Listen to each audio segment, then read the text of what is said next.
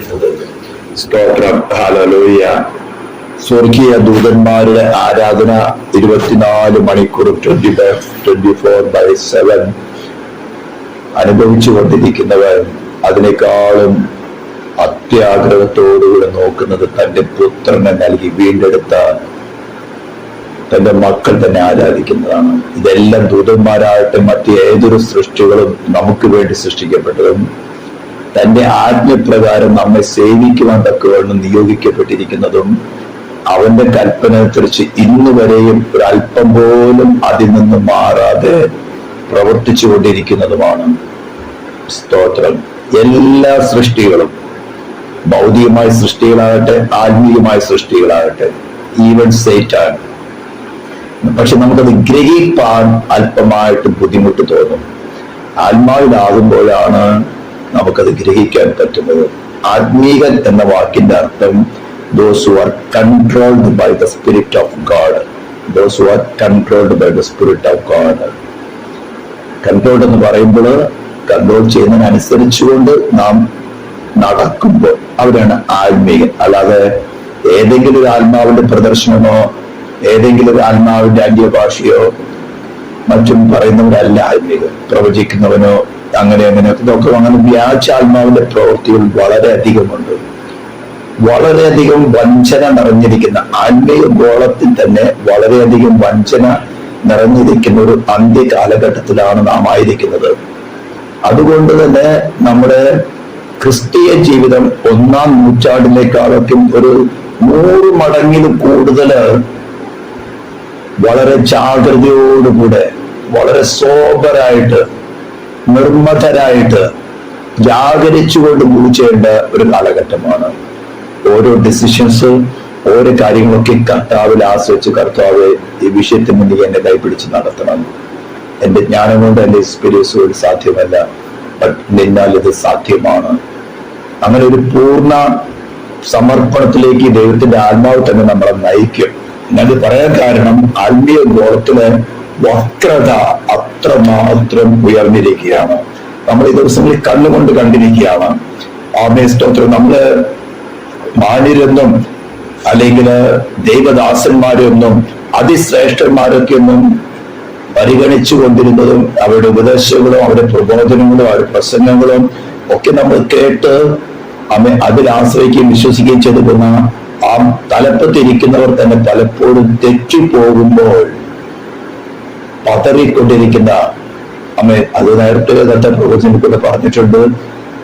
കർത്താവ് തന്നെ പറഞ്ഞിട്ടുണ്ട്, മനുഷ്യപുത്രൻ വരുമ്പോൾ വിശ്വാസം കണ്ടെത്തുമോ. അപ്പസ്തലന്മാര് പറഞ്ഞിട്ടുണ്ട്, അന്ത്യകാലത്ത് ദുർഘട സമയങ്ങൾ വരുമെന്ന്. ഇവിടെയൊക്കെ പൊന്ന് വന്നാലും ഇതിന്റെ മധ്യത്തില് നമ്മുടെ വ്യക്തിപരമായിട്ടുള്ള സോളിന്റെ രക്ഷ അതിസൂക്ഷ്മതയോടെ കാത്തുകൊണ്ടിരിക്കേണ്ട കാലഘട്ടമാണ്. സ്തോത്രം. വ്യാജ സ്പിരിറ്റുകളുടെ, വ്യാജ ഉപദേശകന്മാരുടെ, വ്യാജ ശുശ്രൂഷകന്മാരുടെ, വ്യാജ അത്ഭുതങ്ങളുടെ, ഇങ്ങനെ വ്യാജമായതിന്റെ ഫ്ലറിഷ്ഡ് ഒരു ആത്മീയ ഗോളമാണ് നമ്മുടെ കൺമുമ്പിലുള്ളത്. ഇതിനകത്തു നിന്നും വ്യക്തിപരമായിട്ട് എന്റെ ആത്മാവിന്റെ നിത്യരക്ഷയ്ക്ക് ഗുണമേറിയത് എന്ത്, അത് മാത്രമേ എനിക്ക് സ്വീകരിക്കാൻ സാധിക്കുകയുള്ളൂ. അപ്പോൾ ഇവിടെ നമ്മൾ തെറ്റായ ശുശ്രൂഷകന്മാരായിട്ട്, തെറ്റായ ഉപദേശന്മാരായിട്ട്, തെറ്റായ പ്രവചനമായിട്ട്, തെറ്റായ ആത്മീയ അവസ്ഥകളായിട്ട് എന്തിനെ വിധിക്കുന്നത് തെറ്റല്ല. ദൈവവചനത്തിൽ അതിന് അടിസ്ഥാനമായിട്ടുള്ള ഉപദേശങ്ങൾ കർത്താവും അപ്പസ്തലന്മാരും തന്നിട്ടുണ്ട്. അത് മറ്റൊരു ട്രിക്കാണ് സൈറ്റാൻ കൊണ്ടുവന്ന് വെച്ചിരിക്കുന്നത്, വിധിക്കരുതെന്ന് പറഞ്ഞുകൊണ്ട്. ഇതെല്ലാം ചെറിയ ചെറിയ കാര്യങ്ങളിൽ കൂടെ നമ്മളെ കെണിയിൽ കൊണ്ടിടുകയാണ് ചെയ്യുന്നത്. എന്നിട്ട് വ്യാജത്തിൽ വിശ്വസിക്കാനും വ്യാജത്തിൽ ആശ്രയിക്കാൻ തക്കവണ്ണം നമ്മളെ നമ്മളിൽ ഉണ്ടായിരിക്കുന്ന ദൈവ ഭയത്തെ തന്നെ ചൂഷണം ചെയ്തിട്ടാണ്. ഔഡികളായിട്ട് ധ്യാനം എന്താണെന്ന് ചോദിക്കുന്നത് വിഷയമല്ല. ദൈവ ഭയത്തില് നാം ദൈവത്തെ സേവിക്കുവാനും ദൈവഭയത്തിൽ നമ്മൾ ദൈവത്തെ ആദരിക്കുവാൻ തക്കവണ്ണം മനസ്സുള്ളവരെയാണ് ശത്രു എന്ന് ഇത്തരം വ്യാജന്മാർ കൂടെ വഞ്ചനകൾ നടത്തുന്നത്. അവിടെയൊക്കെയും യഥാർത്ഥ ഉപദേശം ദൈവവചനത്തെ പ്രകാരമുള്ളതാണ്. അതേ സമയത്ത് ദൈവത്തിന്റെ ആത്മാവിനാൽ, അതേ സമയത്ത് കർത്താവിൽ പൂർണ്ണമായും ആശ്രയിച്ച്, കർത്താവ് ഇത് എനിക്ക് വിവേചിക്കാൻ പറ്റുന്നതല്ല, നീ തന്നെ എന്നെ കൈപിടിച്ച് നടത്തണം. ഒരേ ഒരു മെറിറ്റ് നമുക്ക് പറയാനുള്ളൂ, പാപികളും ദോഷികളും മനസ്സുകൊണ്ടാകുന്നവരുമായി നമ്മെ രക്ഷിപ്പത്തക്ക വേണം തന്റെ പുത്രനെ നൽകിയ, പുത്രനെ നൽകുക പറയുമ്പോൾ നമ്മുടെ മേൽ വരേണ്ട ശിക്ഷ തന്റെ പുത്രന്റെ സ്വമനസ്സാലുള്ള പകരക്കാരനായി ശിക്ഷ ഏൽക്കുവാനുള്ള ആ തീരുമാനത്തില് ആ അതിക്രോധാഗ്നി തന്റെ പുത്രന്റെ മേൽ നൽകിക്കൊണ്ട് നമ്മെ വിശ്വസിക്കുന്നവരെ സ്വതന്ത്രരാക്കുന്ന ദൈവനീതി. സ്തോത്രം. അതുകൊണ്ട് നമുക്ക് വേറെ മെറിറ്റുകളൊന്നും പറയാനില്ല. ആ ഒരു മെറിറ്റിന് ഉയർത്തിയാൽ അവൻ തീർച്ചയായിട്ടും നമ്മളെ രക്ഷിക്കും. ഈ മരുഭൂ യാത്ര തന്നെ രക്ഷിക്കും. അപ്പൊ കഴിഞ്ഞ ദിവസങ്ങളൊക്കെ നമ്മൾ ചിന്തിച്ചുകൊണ്ടിരുന്ന വചനങ്ങളുടെ തുടർച്ചയാണ് എഫെസ്യ ലേഖനം 4:23-24 കൊളോഷ്യൻസ് 3:9-10 ആധാരമാക്കിയിട്ടാണ് പല വിഷയങ്ങളും അതിൽ കൂടെ സംസാരിക്കാനുണ്ട്. അതിന് ആദ്യത്തെ വിഷയത്തിൽ തന്നെ ഞാൻ എങ്ങനെയാണ് തെറ്റിപ്പോകുവാനുള്ള കാരണം എന്തായിരുന്നു അതിന്റെ കോസ്. പുറമേയുള്ള ഭാഗികമായ പ്രകടനങ്ങളെ അല്ല ഞാൻ വിധിക്കുന്നതും വിച്ഛേദിക്കാൻ നോക്കുന്നതും. അതിന്റെ അതിന്റെ കോസ് എന്താണ്, അതിന്റെ കാരണം എന്താണ്. പുറമേ ഉള്ളതിനെ നമ്മൾ ചോപ്പ് ചെയ്തിട്ട് ഒരു കാര്യമില്ല, 1 പകരം 4 മുളച്ചു വരും. ചില മരത്തിന്റെ കൊമ്പുകൾ വെട്ടിക്കഴിഞ്ഞാൽ ആ ഒരു കമ്പ് വെട്ടുമ്പോൾ അതിന് ചിലപ്പോൾ 3-4 കമ്പായിരിക്കും മുളച്ചു വരുന്നത്. അതേപോലെയാണ് ഈ പുറമെ ഭാഗികമായ പ്രകടനങ്ങൾ ചെയ്യരുത്, അങ്ങനെയല്ല ഇങ്ങനെയല്ല അത് ലീഗലിസം നടത്തുന്നത്. പക്ഷെ അതിന്റെ റൂട്ട് കോസ് എന്താണെന്ന് കണ്ടുപിടിച്ച് അത് പ്രസംഗിക്കുകയും അത് ശരി അതാണെന്ന് കാരണം എന്ന് മനസ്സിലാക്കി കൊടുത്താൽ അവർക്ക് ഫ്രീ വില്ലുണ്ട്. അവരത് മനസ്സിലാക്കി, അയ്യോ ചതിമോഹങ്ങളെ വഷളായി പോകുന്ന പഴയ മനുഷ്യനെയാണല്ലോ ഞാൻ കൊണ്ടു നടക്കുന്നു പറഞ്ഞുകൊണ്ട് അതിനെ വലിച്ചെറിഞ്ഞ് കളയാൻ തയ്യാറാവുമ്പോൾ അപ്പോൾ മാത്രം ദൈവത്തിന്റെ പരിശുദ്ധാത്മാവ് ഉയർത്തെഴുന്നേറ്റ് ക്രിസ്തുവിന്റെ പുനരുദ്ധാന ശക്തി നമ്മൾ വെളിപ്പെടുത്തുകയും നമ്മുടെ സോള് യഥാസ്ഥാനപ്പെടുകയും ചെയ്യും. ഇങ്ങനെയാണ് ഒരുവൻ ക്രിസ്തുവിൽ തികഞ്ഞനായി തീരുന്നതിന്റെ മാർഗം, അല്ലാതെ വേറെ മാർഗമില്ല. അപ്പൊ നമ്മൾ അതൊരു കാര്യം ചിന്തിച്ചു. നെക്സ്റ്റ് ഡേയിൽ നമ്മൾ ഇന്നലെ ചിന്തിച്ചതായിരുന്നു അതിന്റെ അല്പമായിട്ടുള്ള ഉപദേശപരമായ കാര്യങ്ങൾ. ഇന്ന് നമ്മൾ അതിന്റെ സ്റ്റെപ്പ് കുറച്ചും കൂടി ആഴത്തില് ചിന്തിക്കാൻ ആഗ്രഹിക്കുന്നത് വളരെ പ്രാർത്ഥനയോടുകൂടെ ആയിരുന്നാലും നമുക്ക് മനസ്സിലാവുകയുള്ളൂ. എപ്പോഴും ഇത്തരം മെസ്സേജുകൾ കേൾക്കുമ്പോൾ നമ്മളൊരു ഫ്രീ മോറൽ ഏജന്റ് ആണെന്ന്, അതായത് ഒരു സ്വതന്ത്ര മനസ്സിന്റെ ഉടമയാണെന്നും ദൈവം ഫിസിക്കൽ ലോ അപ്ലൈ ചെയ്യുന്നവരല്ല, നമ്മെ കൂടാതെ നമുക്ക് രക്ഷപ്രാപിക്കാൻ സാധ്യമല്ല, നമ്മെ കൂടാതെ ദൈവത്തിനും നമ്മൾ രക്ഷിക്കാൻ സാധ്യമല്ല എന്നുള്ള പരിപൂർണം ഒരു പരിജ്ഞാനം ഓരോ ശ്രോതാക്കളുടെ ഉണ്ടായിരിക്കണം. പലരും കരുതിയിരിക്കുന്നത് ദൈവം ഇമ്പ്യൂട്ടേഷൻ, അതായത് ഒരു പാത്രത്തിൽ നിന്ന് ഒരു പാത്രത്തേക്ക് പകരുന്നത് പോലെ തന്റെ വിശുദ്ധിയെ നമ്മിലേക്ക് പകരുക, തന്റെ ജ്ഞാനത്തെ നമ്മിലേക്ക് പകരുകയോ നമ്മുടെ ആക്ഷൻസ് ഒന്നും കൂടാതെ. ഇതൊക്കെ കാൽവിനിസത്തിന്റെ അല്ലെങ്കിൽ വൺസ് സേവ്ഡ് ഓൾവേസ് സേവ്ഡ് എന്ന തിയറി കൊണ്ടുവന്ന് ഇതെല്ലാം വെസ്റ്റിൽ ആരംഭിച്ചതാണ്. ഞാനൊരു മെസ്സേജ് അല്പമായിട്ട് സൂചിപ്പിക്കുന്നായിരുന്നു. യഥാർത്ഥ ഉപദേശം നിലനിന്നിട്ട് നേച്ചർ റിവൈവൽ നടന്ന സ്ഥലങ്ങളാണ് ഇംഗ്ലണ്ടും അമേരിക്കയൊക്കെയും. 1600 1700 കാലഘട്ടങ്ങളിൽ 17ാം സെഞ്ചുറിയില് വളരെ ശക്തമായിട്ടുള്ള രാജ്യങ്ങളെ പിടിച്ചു നിൽക്കുന്ന വിധത്തിലുള്ള പരിശുദ്ധാത്മാവിന്റെ പ്രവൃത്തിയുടെ പാപത്തെ വലിച്ചെറിഞ്ഞു കളഞ്ഞ് റിവൈവൽ നടന്നിട്ടുള്ള രാജ്യങ്ങളാണ് അമേരിക്കയും ഇംഗ്ലണ്ടൊക്കെ. എന്നാൽ കുറച്ചങ്ങോട്ട് മുന്നോട്ട് പോയപ്പോൾ ഈ ചതിമോഹങ്ങളാൽ വഷളായി പോകുന്ന പഴയ മനുഷ്യനെ കയറി പിടിച്ച് തങ്ങളുടെ ഹൃദയങ്ങളിൽ ഇരിക്കുന്ന മോഹങ്ങളെ നിവർത്തിക്കാൻ തക്കവിധം ഉപദേശത്തെ ടെസ്റ്റ് ചെയ്തു. മനസ്സിലാകുന്നുണ്ട്? യഥാർത്ഥ ഉപദേശം പ്രസംഗിച്ചുകൊണ്ട് പാപത്തെ കുറിച്ച് നീതിയെ കുറിച്ച് ബോധമെന്ന് കണ്ണുനീരോടുകൂടെ മാനസാന്തരപ്പെട്ട് പാപത്തെ വലിച്ചെറിഞ്ഞ് ദുഷ്ടാത്മാക്കളുടെ പ്രവൃത്തി വലിച്ചെറിഞ്ഞ് ദേശത്ത് വാടുന്ന ശക്തിയുടെ കാൽക്കീഴിൽ കൊണ്ടുവന്ന് ദൈവസഭയുടെ ശക്തിയും ജ്ഞാനവും അധികാരവും വെളിപ്പെടുത്തിയ ദേശങ്ങള് കേരളത്തിലും. അങ്ങനെയാണ് ദൈവത്തിന്റെ പരിശുദ്ധാത്മാവ് തന്റെ പ്രവൃത്തി തന്റെ രാജ്യത്തിന്റെ ശക്തിയെ വെളിപ്പെടുത്തുന്നത്. അപ്പോസ്തലനായ പൗലോസ് പറഞ്ഞു, ദൈവരാജ്യം വാക്കുകളിലല്ല ശക്തിയാലത്രേ. നമ്മൾ പ്രസംഗിക്കുന്ന ഉപദേശം പഠിപ്പിക്കുന്നത് വാക്കുകളായി നിൽക്കുമ്പോൾ അതിന്റെ പുറകിൽ പ്രവർത്തിക്കുന്ന ദൈവ ശക്തിയാണ് വെളിപ്പെടേണ്ടത്. എന്നാൽ കുറച്ചു കാലങ്ങൾ കഴിഞ്ഞപ്പോൾ ഈ ചതിമോഹങ്ങളായി വഷളായി പോകുന്ന പഴയ മനുഷ്യൻ ഈ മോഹം ഗർഭം ധരിച്ചിട്ടാണ് പാപത്തെ പ്രസവിക്കുന്നത്. ആ മോഹം വരുമ്പോൾ തന്നെ ദൈവത്തിന്റെ പരിശുദ്ധാത്മാവ് നമ്മുടെ മനസ്സാക്ഷിക്ക് വെളിപ്പെടുത്തുന്നത് ശരിയാണോ തെറ്റാണോ എന്ന്. അതിന് ചെവി കൊടുത്ത് സ്ഥിരമായിട്ട് ചെവി കൊടുത്തുകൊണ്ട് സാവധാനതയോടെ നടന്നാൽ രക്ഷ പ്രാപിക്കാൻ പറ്റും. അങ്ങനെയുണ്ടാകുന്ന രാജ്യങ്ങളിൽ ഈ മനോവികാരങ്ങൾക്ക് ഇഷ്ടപ്പെടുന്ന രീതിയിൽ നടക്കാൻ വേണ്ടി ഉപദേശത്തെ അങ്ങ് ട്വിസ്റ്റ് ചെയ്തു.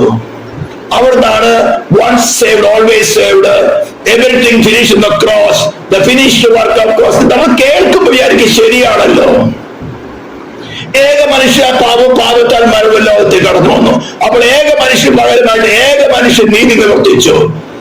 യേശു ക്രിസ്തു crucified for all, എല്ലാവർക്കും വേണ്ടി അവൻ പാപയാഗമായി തീർന്നു. കേൾക്കുമ്പോൾ അത് ശരിയാണ്. അതുകൊണ്ട് യൂണിവേഴ്സൽ സാൽവേഷൻ അതിന് പറയുന്നതാണ് യൂണിവേഴ്സൽ.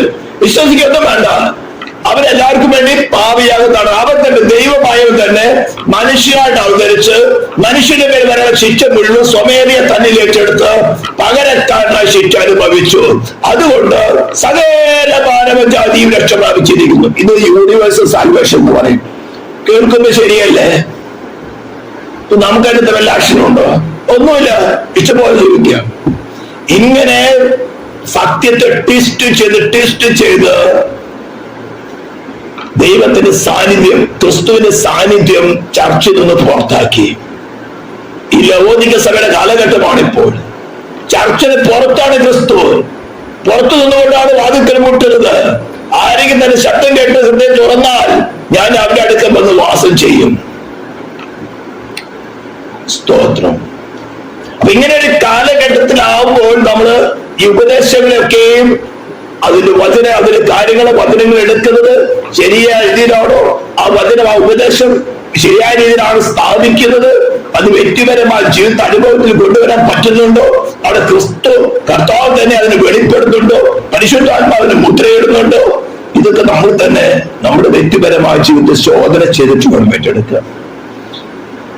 നമ്മളിത് കുറച്ചുകൂടി ആഴത്തിൽ വായിക്കാൻ പോകുന്നത് നമുക്ക് Ephesians chapter 4 verse 23-24 കൂടെ വായിക്കാം. വായിച്ചോളൂ. നിങ്ങളുടെ ഉള്ളിലെ ആത്മാവ് സംബന്ധമായി ദുഃഖം പ്രാപിച്ച് സത്യത്തിന്റെ ഫലമായ നീതിയിലും വിശുദ്ധിയിലും ദൈവാനുരൂപമായി സൃഷ്ടിക്കപ്പെട്ട പുതു മനുഷ്യനെ ധരിച്ചു. അപ്പൊ കഴിഞ്ഞ മെസ്സേജിൽ പറഞ്ഞത് മുൻപിലത്തെ നടപ്പ് സംബന്ധിച്ച് ചതിമോഹങ്ങളാൽ വഷളായി പോകുന്ന പഴയ മനുഷ്യൻ. ഈ ചതിമോഹങ്ങൾ ഉരുവാകുന്നത് എവിടെയാണ് ശരിക്കും മനസ്സിലാക്കണം? നമ്മുടെ ഇന്റലക്റ്റില് പ്രാണനിലാണ് ഈ ചതിമോഹങ്ങൾ ഉരുവാകുന്നത്. അതായത് നമ്മുടെ ഇന്റലക്റ്റിലേക്ക് ഒരു നോളജ് വരുമ്പോൾ അതിനോട് കറസ്പോണ്ടന്റ് ആയിട്ടുള്ള അനുപാതികമായിട്ടുള്ള ഒരു വികാരം ഉളവാകുകയും ആ വികാരത്തെ ശരിയോ തെറ്റാണോ എന്ന് മനസ്സാക്ഷി നമുക്ക് വിവേചിച്ചു തരുമ്പോൾ തെറ്റാണെന്ന് മനസ്സിലാക്കി അങ്ങ് ഒഴിഞ്ഞു മാറുക. നമ്മുടെ കേരളത്തിലൊക്കെ ഞാൻ അനുഭവിച്ചിട്ടുള്ളതാ. എലക്ട്രിസിറ്റി വരുന്നതിന് മുമ്പൊക്കെ ഈ മണ്ണവിളക്ക് കത്തിക്കുമായിരുന്നു. അപ്പൊ കൊച്ചു കുഞ്ഞുങ്ങൾ മുട്ടൽ എഴുന്ന സമയത്ത് രാത്രി കാലങ്ങളിൽ മണ്ണെണ്ണ വിളക്ക് വെച്ച് ഇരിക്കുന്ന സമയത്ത് കുഞ്ഞുങ്ങള് ഇതിന്റെ നാളം കിടന്നിങ്ങനെ ആടുന്ന് കാണുമ്പോ മിക്കവാറും കുഞ്ഞുങ്ങൾക്ക് സംഭവിച്ചിട്ടുള്ളതാണ് ഈ നാളത്തിൽ പോയി തൊടാൻ നോക്കും. ഒരു പ്രാവശ്യമേ തൊടുള്ളൂ. പിന്നെ അതായത് ജീവിതത്തില് ഈ മണ്ണെണ്ണ വിളക്കിന്റെ നാളത്തിനകത്ത് തൊടുകയില്ല. കാരണം എന്താ? അതിന് മനസ്സിലായി ഇത് അപകടം പിടിച്ച സാധനം, കാണാൻ അട്രാക്റ്റീവാ. കൊച്ചു കുഞ്ഞുങ്ങളെ സംബന്ധിച്ചോളം ഈ മണ്ണവിളക്കിന്റെ നാളം കിടന്നിങ്ങനെ ആടുമ്പോൾ അല്ലേ കാണാൻ വളരെ അട്രാക്റ്റീവാ. ചെന്ന് തൊട്ടാ തോന്നുന്നു അതിന്റെ അപകടം എന്താണെന്ന്. പിന്നെ ഒരിക്കലും തൊടുകയില്ല. എങ്ങനെയാ മനസ്സിലാവുന്നത്? അതിനൊരു പരിജ്ഞാനം വന്നു. ആ കൊളസ്ലേഖത്തിൽ പറഞ്ഞിരിക്കുന്നത് പരിജ്ഞാനത്തിനായി പുതുക്കം പ്രാപിക്കുന്ന പുതിയ മനുഷ്യൻ. ഇതിനെ ശരിക്കും മനസ്സിലാക്കുന്നത് നമ്മളൊരു മരമട്ടി അല്ല, ഒരു മെഷീൻ അല്ല, നമ്മളെ ഒരു മോറൽ ഏജന്റ് ആണ്. ശരിക്കും മനസ്സിലാക്കുക, നമ്മുടെ കൺസെന്റ് കൂടാതെ സമ്മതം കൂടാതെ നമ്മെ രക്ഷിക്കാൻ ദൈവത്തിന് സാധ്യമല്ല. അപ്പൊ പഴയ മനുഷ്യന്റെ ചതിമോഹങ്ങളാൽ വഷളായി പോകുന്ന പഴയ മനുഷ്യ കുഞ്ഞിന് അതുവരെയും ഒരു ചതിമോഹമായിരുന്നു ആ വിളക്കിന് നാളം കൊണ്ട് ആടുന്നതും. അതൊരു അട്രാക്ഷൻ. ചെന്ന് തൊട്ട് കാര്യം മനസ്സിലായി, ഇത് അപകടം മനസ്സിലായി. ഇതേപോലെ തന്നെയാണ് ആത്മീയ ഗോളത്തിൽ സംഭവിക്കുന്നത്. കാണുമ്പോൾ നമുക്ക് മനോഹരമായിട്ട് തോന്നും, ശരീരത്തിന് ആശ്വാസമാണ്, വളരെ ആശ്വാസകരമായ പ്രസംഗങ്ങളാണല്ലോ, ആശ്വാസകരമായി ഇവിടുത്തെ ആളുകൾ നടക്കുന്നത്. നല്ല സോഷ്യൽ വെൽഫെയർ സെന്റർ ആയിട്ടാണ് ഇന്ന് മിക്കയിടങ്ങളിലും ക്രിസ്തുവിനെ പ്രസംഗിക്കുന്നത്. ക്രൂശിക്കപ്പെട്ടവനെ ക്രിസ്തുവിന്റെ സുവിശേഷം സോഷ്യൽ വെൽഫെയർ സെന്റർ അല്ല, ക്രിസ്തുവിനോടുകൂടെ കഷ്ടം സഹിച്ചുകൊണ്ട് അവനെ പോലെ തേജസ് പ്രാപിച്ച് അതേ പ്രതിമയായിട്ട് രൂപാന്തരപ്പെടുന്നതാണ്. ഇത് പരിശുദ്ധാത്മാവ് നാം കൂടി ചെയ്യുന്ന പ്രക്രിയയാണ്. അതിന്റെ ആദ്യത്തെ സ്റ്റേജ് കഴിഞ്ഞിട്ട് അടുത്ത സ്റ്റേജ് പറയാണ് നിങ്ങളുടെ ഉള്ളിലെ ആത്മാവ് സംബന്ധിച്ച്. അപ്പൊ ആദ്യം പറഞ്ഞെന്തായിരുന്നു? നമ്മുടെ പ്രാണനെ സംബന്ധിച്ചാണ് ചതിമോഹങ്ങളായി വഷളായി പോകുന്ന ഈ പ്രാണന്റെ ഇച്ഛകളെ അത് ത്യജിക്കുക. ഈ പ്രാണന്റെ മോഹങ്ങൾ, പ്രാണനിലാണ് ഇപ്പോൾ നമുക്ക് സാങ്ക്ടിഫിക്കേഷൻ പ്രോസസ് നടക്കേണ്ടത്. ശ്രദ്ധിച്ച് മനസ്സിലാക്കണം. നമ്മുടെ ശരീരം, പ്രാണൻ, ആത്മാവിന്റെ കാര്യത്തില് നമ്മൾ സൃഷ്ടിച്ച സമയത്ത് പൊടിയിൽ നിന്ന് ശരീരത്തെ നിർമ്മിച്ചു. അതിനുശേഷം ജീവശ്വാസം ഊതിയപ്പോൾ ജീവനം അദ്ദേഹിയായി തീർന്നു. അപ്പൊ ആദ്യം ശരീരമുണ്ടായി, പിന്നീടാണ് പ്രാണനും ആത്മാവും വരുന്നത്. എന്നാൽ തെസ്സലോനിക്കയിലെ 5:23 പറയുന്നത് സമാധാനത്തിന്റെ ദൈവം തന്നെ നിങ്ങളെ മുഴുവൻ ശുദ്ധീകരിക്കുമാറാകട്ടെ. നിങ്ങളുടെ ആത്മാവ്, പ്രാണൻ, ശരീരം, ഇത് മൂന്നും കർത്താവായ യേശുവിന്റെ വരവെങ്കില് അനന്യമായിട്ട് വെളിപ്പെടുമാറാകട്ടെ. ആത്മാവാണ് ആദ്യം എഴുതിയിരിക്കുന്നത്. അതായത് നാം ക്രിസ്തു വിശ്വസിക്കുന്ന സമയത്ത് നമ്മുടെ ആത്മാവ് ജീവിച്ചു. പാപത്തിൽ മരിച്ചിരുന്ന ആത്മാവ് ജീവിച്ചു. സ്റ്റിൽ നമ്മുടെ പ്രാണൻ എക്സ്പോസ്ഡ് ആണ്. പ്രാണൻ നമ്മുടെ ഫ്ലഷിൽ എക്സ്പോസ്ഡ് ആണ്, ലോകത്തിൽ എക്സ്പോസ്ഡ് ആണ്, അതേപോലെ തന്നെ സൈറ്റാനിക് കിങ്ഡത്തിൽ എക്സ്പോസ്ഡ് ആണ്. ഇതിൽ നിന്നുള്ള ഇൻഫ്ലുവൻസ് ചെറുതും വലുതുമായ രീതിയിൽ എല്ലാ വിശ്വാസികളും എന്നിലും ഏറ്റവും വലിയ ശുശ്രൂഷന്മാരിലും വരും. അതാണ് പറയുന്നത് ചതിമോഹങ്ങളെ വഷളായി പോകുന്ന ഈ പഴയ മനുഷ്യൻ പ്രാണനെ അനുസരിച്ച്, പ്രാണന്റെ മോഹങ്ങൾക്ക്, മനോവികാരങ്ങൾക്ക് അനുസരിച്ച് നടന്ന പഴയ സ്വഭാവത്തെ അതിന്റെ പ്രവർത്തികളോടുകൂടെ ഉരിഞ്ഞു കളഞ്ഞ് രണ്ടിടത്തും പറയുന്നതാണ്. എഫേസിലേക്ക് പറഞ്ഞു ഉപേക്ഷിക്കുക, കൊളോസ്യരിലേക്ക് പറഞ്ഞ് അതിന്റെ പ്രവർത്തികളോടുകൂടെ അതിന് ഉരിഞ്ഞു കളയുക. എന്നാൽ മാത്രമേ ഈ പ്രാണന്റെ രൂപാന്തരം പരിശുദ്ധാത്മാവിൽ നമുക്ക് കൂടെ ചെയ്യാൻ പറ്റുള്ളൂ. ഇതിനെ നല്ല പേഴ്സണലായിട്ട് അനുഭവിക്കണം. എന്ന് പറഞ്ഞാൽ ഞാൻ തിന്നില്ല, കുടിക്കുകയില്ല, കണ്ണു നോക്കുകയില്ല, ഒക്കെ ഞാനിങ്ങനെ ദൈവത്തിന്റെ പരിശുദ്ധാത്മാവ് നമ്മൾ നിയന്ത്രിക്കുകയാണ്. പരിശുദ്ധാത്മാവ് നാം കൂടെ ചെയ്ത പ്രവൃത്തിയാണത്. അനേക പ്രസംഗങ്ങളുടെ പല സാക്ഷികൾ പലരെയും വഞ്ചിച്ചു കളയുന്നുണ്ട്. ലീഗലിസം അല്ല, മറ്റൊരാളുടെ എക്സ്പീരിയൻസ് കോപ്പി ചെയ്യുകയല്ല. നിങ്ങളെ നടത്തുക, നിങ്ങളെ സ്നേഹിച്ച്, നിങ്ങളായിരുന്ന പാപത്തിന്റെ അടിമത്തിൽ നിന്ന് വിടുവിച്ചെടുത്തുകൊണ്ട് നിങ്ങൾക്ക് വേണ്ടി പാപയാഗമായി തുറന്ന ക്രിസ്തുവിനെ നിങ്ങൾ വെളിപ്പെടുത്തി. അപ്പൊ നിങ്ങൾക്ക് വേണ്ടി ചെയ്ത വലിയ കാര്യങ്ങൾ മനസ്സിലാക്കി തന്ന്, എക്സ്പീരിയൻസിലൂടെ മനസ്സിലാക്കി തന്ന്, നിങ്ങളെ സ്നേഹിച്ച് നിങ്ങളെ നടത്തുവാൻ നിങ്ങളുടെ ഉള്ളിൽ നൽകിയിരിക്കുന്ന പരിശുദ്ധാത്മാവിനെ. അപ്പൊ പരിശുദ്ധാത്മാവ് ഞങ്ങളെ നടത്തുക, ഉപദേശിക്കുക. പരിശുദ്ധാത്മാവ് ഇനി വേറെ ആരും ഉപദേശിക്കേണ്ട, പാസ്റ്റർ ഉപദേശിക്കേണ്ട, ഞങ്ങൾ ഉപദേശിക്കുക. പരിശുദ്ധാത്മാവ് ഉണ്ടെന്ന് പറഞ്ഞാൽ ഉപദേഷ്ടാവ് എന്നൊരു ശുശ്രൂഷയും കർത്താവ് നൽകിയിരിക്കുന്നതാണ്. അതുകൊണ്ട് ഞങ്ങൾ ഈ കിടന്നു വരയ്ക്കുന്നത്. അപ്പോൾ ഈ രണ്ട് സബ്ജക്ട് നമ്മൾ ഏകദേശം പറഞ്ഞു. അടുത്ത കാര്യമാണ് പറയുന്നത് നിങ്ങളുടെ ഉള്ളിലെ ആത്മാവിനെ സംബന്ധിച്ചിടത്തോളം എന്ന് പറഞ്ഞിട്ട് പറയാണ് 23-ാം വാക്യം. നിങ്ങളുടെ ഉള്ളിലെ ആത്മാവ് സംബന്ധിച്ച് പുതുക്കം പ്രാപിച്ച് സത്യത്തിന്റെ ഫലമായി നീതിയിലും വിശുദ്ധിയിലും ദൈവാനുരൂപമായി സൃഷ്ടിക്കപ്പെട്ട പുതിയ മനുഷ്യനെ ധരിച്ചുകൊള്ളുവിൻ. അപ്പൊ ഇതുവരെയും രക്ഷിക്കപ്പെടുന്ന സമയത്തും രക്ഷിക്കപ്പെടുന്നതിന് മുമ്പുള്ള സമയത്ത് നമ്മുടെ പ്രാണനിൽ നടന്നുകൊണ്ടിരുന്ന ആക്ടിവിറ്റിക്കായിരുന്നു അനുസരിച്ച് നടന്നിരുന്നത്. ഈ പ്രാണന്റെ മോഹത്തെ അനുസരിച്ചുകൊണ്ട് നമ്മുടെ മനുഷ്യാത്മാവിനെ അടക്കി വെച്ചിരുന്നു. ഇവിടെയാണ് പരിശുദ്ധാത്മാവ് ഇടപെട്ട് ഇതിനെ സെപ്പറേറ്റ് ചെയ്യുന്നത്. നമ്മള് ഹെബ്രായലേഖനം 4:12 വായിക്കുന്നത് ദൈവത്തിന്റെ വചനം ജീവനും ചൈതന്യമുള്ള ഇരുവായ്ത്തലയുള്ള ഏത് വാളിനേക്കാൾ മൂർച്ചയേറിയതാണ്, പ്രാണനെയും ആത്മാവിനെയും സന്ധിമധ്യയിൽ സെപ്പറേറ്റ് ചെയ്തതാണ്. അപ്പോൾ രക്ഷിക്കപ്പെടുന്നതിന് മുമ്പ് പ്രാണന്റെ മോഹങ്ങളെ ആത്മാവിൽ ഒതുക്കി വെച്ച് ജീവിച്ചിരുന്നവർ പ്രാണന്റെ മോഹം ചെയ്തുകൊണ്ട് മറ്റുള്ള ജാതികളെ പോലെ ദൈവ കോപത്തിന് ഇരയായിരുന്നപ്പോൾ രക്ഷിക്കപ്പെട്ടതിന് ശേഷം പറയാണ് നിങ്ങളുടെ ഉള്ളിൽ ആത്മാവ് സംബന്ധിച്ച് പുതുക്കം പ്രാപിച്ച് സത്യത്തിന്റെ ഫലമായ നീതിയിലും വിശുദ്ധിയിലും ദൈവാനുരൂപമായി സൃഷ്ടിക്കപ്പെട്ട പുതിയ മനുഷ്യൻ ഈ പ്രാണൻ നിയന്ത്രിക്കണം. മനസ്സിലായ? മനുഷ്യാത്മാവിനെ ചതിമോഹങ്ങളെ വഷ്ടായിക്കൊണ്ടിരുന്ന പ്രാണൻ നിയന്ത്രിച്ചതിന് അടിമപ്പെടുത്തിയിരുന്ന അവസ്ഥയിൽ നിന്നും മാറി വീണ്ടും ജനം പ്രാപിക്കുമ്പോൾ സത്യത്തിന്റെ ഫലമായി നീതിയിലും വിശുദ്ധിയിലും ദൈവാനുരൂപമായി സൃഷ്ടിക്കപ്പെട്ട പുതിയ മനുഷ്യൻ ഈ പ്രാണനിൽ വരുന്ന മോഹങ്ങളെ നിയന്ത്രിക്കണം. ഇതിനെ പറയുന്നതാണ് ആത്മാവിനെ ശരീരത്തിന്റെ പ്രവൃത്തികളെ മരിപ്പിക്കുന്നുവെങ്കിലോ നിങ്ങൾ ജീവിക്കും. നിങ്ങൾക്ക് ഏകദേശം മനസ്സിലായിട്ടുണ്ടോ? പ്രാണനിൽ വരുന്ന മോഹങ്ങൾ അനുസരിച്ച് നടന്നാൽ നിങ്ങൾ മരിക്കും നിശ്ചയം. എന്നാൽ നീതിയിലും വിശുദ്ധിയിലും ദൈവാനുരൂപമായി സൃഷ്ടിക്കപ്പെട്ട പുതിയ മനുഷ്യൻ നമ്മുടെ മനുഷ്യാത്മാവിൽ വസിച്ചുകൊണ്ട് ഈ പ്രാണനിൽ വരുന്ന മോഹങ്ങളെ ഡേ ബൈ ഡേ ക്രൂസിഫൈ ചെയ്താൽ നമുക്ക് ഡേ ബൈ ഡേ ജീവിക്കാം. ഇത് വളരെ സിമ്പിൾ ലാംഗ്വേജിൽ പറയുകയാണ്.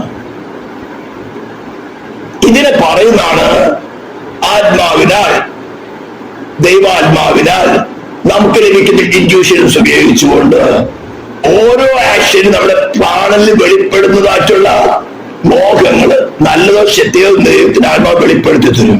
ഈ പ്രസംഗം കേൾക്കുമ്പോൾ ഇത് സത്യമാണ് അല്ലയോ എന്ന് നിങ്ങൾക്ക് നിങ്ങളുടെ മനുഷ്യാത്മാവിൽ ദൈവത്തിന്റെ ആത്മാവ് വെളിപ്പെടുത്തി തരും.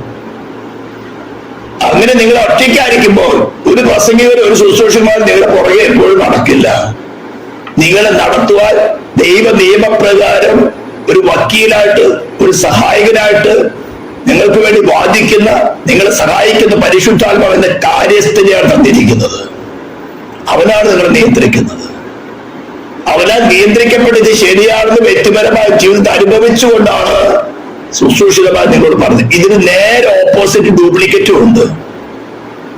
അവരും പ്രസംഗിക്കും, അവരും പറയും ഞങ്ങളെല്ലാം ശക്തിയുള്ളത്, അവരെ പ്രദർശിപ്പിച്ച് കാണിക്കും. കൈ വീശുമ്പോൾ വീഴുന്നത്, അന്യഭാഷ പറയും, എല്ലാം നടക്കും. ഇവിടെയാണ് നിങ്ങളുടെ പ്രാണിന്റെ ഉത്തരവാദിത്വം. നിങ്ങളാണ് കണക്ക് കൊടുക്കേണ്ടത്. ഇന്നാളെ പ്രസംഗിച്ചോട് നീ തെറ്റിപ്പോയി എന്ന് പറയുന്നത് എനിക്കൊരു എക്സ്ക്യൂസ് ഇല്ല. നീ കർത്താവിനോട് ചോദിച്ചാൽ നിന്നെ നടത്തുവാൻ നല്ല ആത്മാവ് തന്നെ തരികയുള്ളൂ. നമ്മുടെ മക്കൾക്ക് നമ്മൾ നല്ല ദാനങ്ങൾ കൊടുക്കാൻ ആഗ്രഹിക്കുന്നെങ്കിൽ തന്നോട് പരിശുദ്ധാത്മാവിനെ യാചിക്കുന്നവർ എത്ര അധികം കൊടുക്കുമെന്ന് പറഞ്ഞിരിക്കുന്നത്. മീനെ ചോദിച്ചാലും മുട്ട ചോദിച്ചാലും തേളിന് പാമ്പിനല്ല കൊടുക്കുന്നത്. അതുകൊണ്ട് ദൈവസന്നിധിയിൽ ഒരു ഓപ്പൺ ഹാർട്ടോടുകൂടെ കർത്താവ് വീണ്ടും ചെന്നെ പ്രാപിച്ചു തന്നെ. ഇനി എന്നെ നിയന്ത്രിക്കേണ്ടത് ഞാനല്ല, ക്രിസ്തു എന്നിൽ വാങ്ങുന്നത്. ഇപ്പോൾ വേറെ ഡയലോഗിൽ പറയുന്നതാണ്, സ്തോത്രം, ഇനി ജീവിക്കുന്നത് ഞാനല്ല, ക്രിസ്തു എത്രേ. ഈ ഒരു അവസ്ഥയിൽ വരുമ്പോഴാണ് നമ്മൾ രക്ഷയിലേക്ക് മുന്നേറുന്നത്. ഇത് വളരെ സിമ്പിൾ ലാംഗ്വേജിൽ ഞാൻ സംസാരിച്ചെന്ന് മനസ്സിലാക്കുന്നു. ഇതിനെ ഗ്രഹിക്കാൻ വലിയ ബുദ്ധിമുട്ടൊന്നുമില്ല. കർത്താവ് നമ്മളെ ഈ വിഷയത്തിൽ സഹായിക്കട്ടെ എന്ന് പ്രാർത്ഥനയോടുകൂടെ തുടർന്നുള്ള ശുശ്രൂഷയിൽ നമ്മൾ പ്രവേശിക്കും.